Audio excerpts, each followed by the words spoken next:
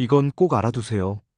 기초생활수급자 자격을 유지하려면 반드시 기억하셔야 할 중요한 기준이 있습니다. 바로 소득과 재산, 이 두 가지입니다.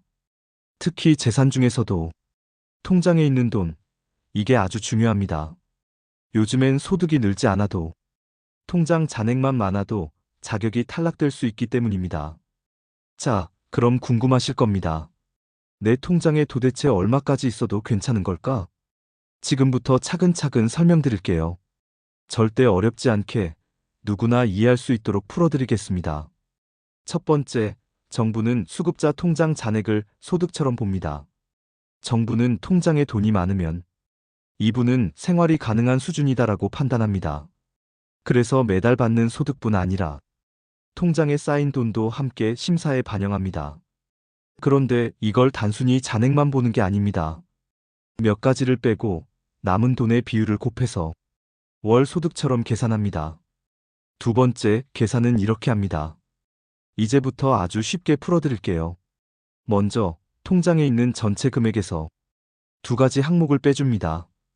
첫째, 기본 재산이라는 항목입니다. 이건 지역마다 정해져 있습니다. 서울 같은 대도시는 6,900만 원, 중소도시는 4,200만 원, 농어촌은 3,500만 원. 둘째, 생활준비금이라는 것도 빼줍니다. 이건 갑작스런 병원비나 사고를 대비한 비상금인데요. 500만 원까지는 인정해줍니다. 이렇게 두 가지를 뺀 후 남은 금액의 6.26%를 곱합니다.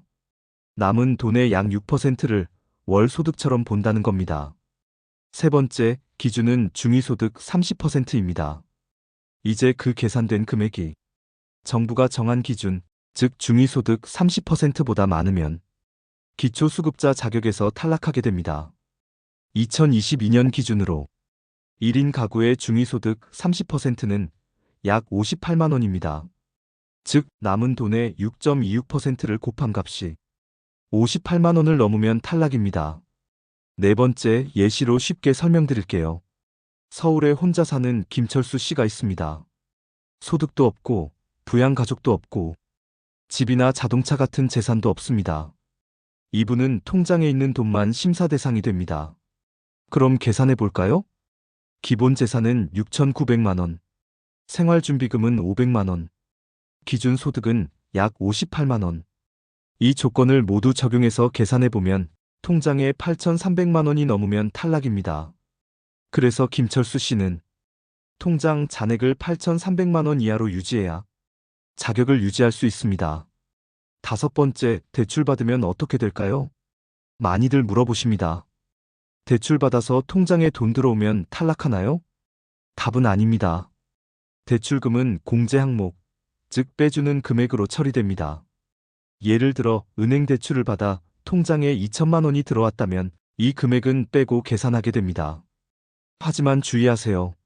사채, 마이너스 통장, 카드론 같은 건 공제 대상이 아닙니다. 즉, 이런 형태로 받은 돈은 그대로 있는 돈으로 계산됩니다. 그래서 대출을 받을 때는 꼭 은행이나 상담사와 정확히 확인하셔야 합니다. 여섯 번째, 정리해드립니다. 통장 잔액에서 기본 재산과 비상금 생활준비금을 뺍니다. 남은 금액의 6.26%를 곱합니다. 이 금액이 58만 원보다 많으면 탈락입니다.